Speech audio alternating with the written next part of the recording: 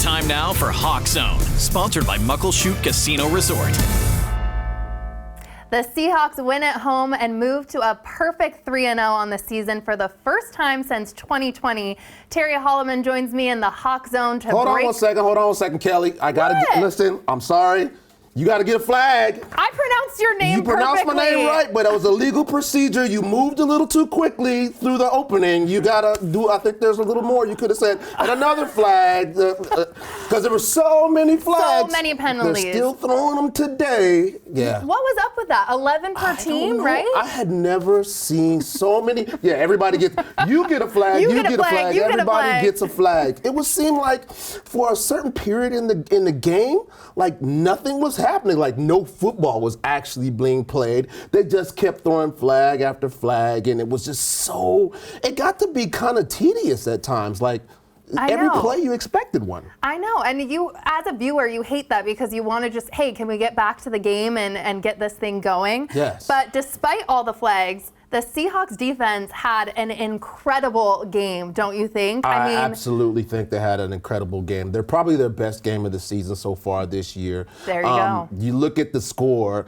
they kept them to no touchdowns. And actually, the Dolphins had 2 opportunities with first and goal, which for those people that don't understand football, to be first and goal, to have 4 opportunities to score from 10 yards in, it's unbelievable that they kept them out of the end zone and no touchdowns. So, yeah, and another incredible day.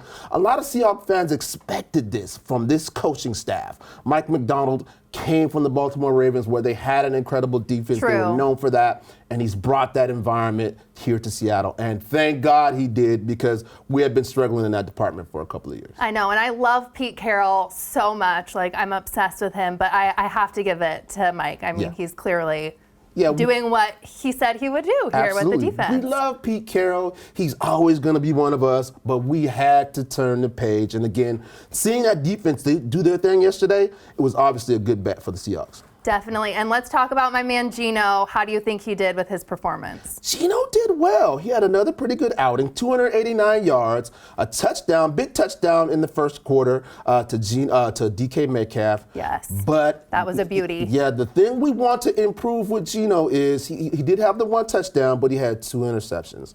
And I think what happens with Geno sometimes is he tries to play outside of himself sometimes. When he gets into trouble, he tries to make this big play. And there was an opportunity yesterday when he was being sacked in the end zone, which would have been a safety, the second safety in 2 weeks, and he did not want to get that safety. So he kind of just chucked the ball, and it ended up getting tipped off of Zach Charbonnet's hands into one of the Miami defenders' hands. And so, again, that's something that Geno does. He likes to make big plays when there's nothing there.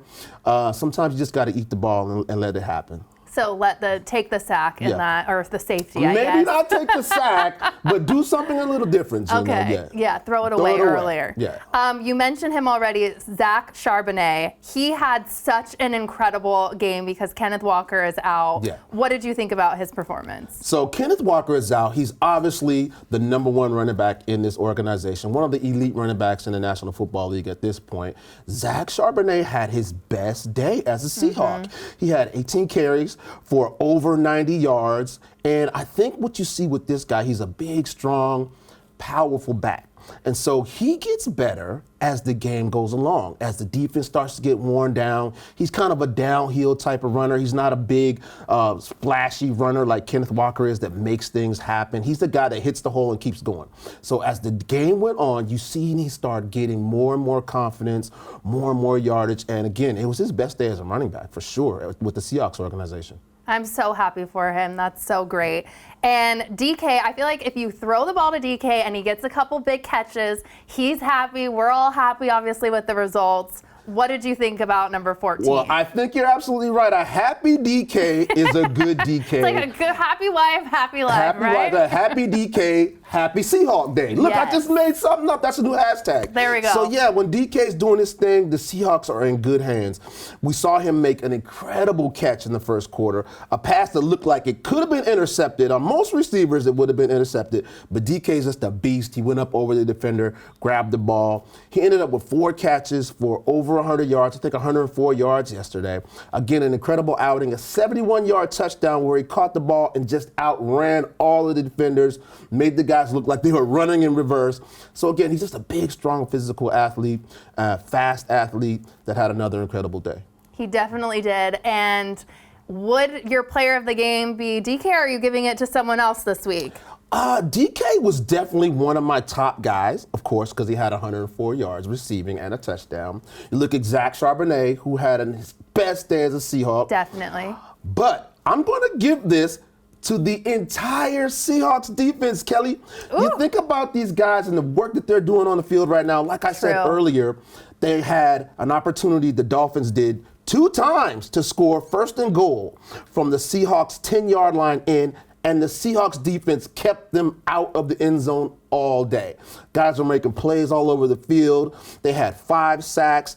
The Seahawks actually, not that you want to see anybody hurt on the other team. No. They knocked the opposing quarterback out of the game. They had to bring in their 3rd-string quarterback.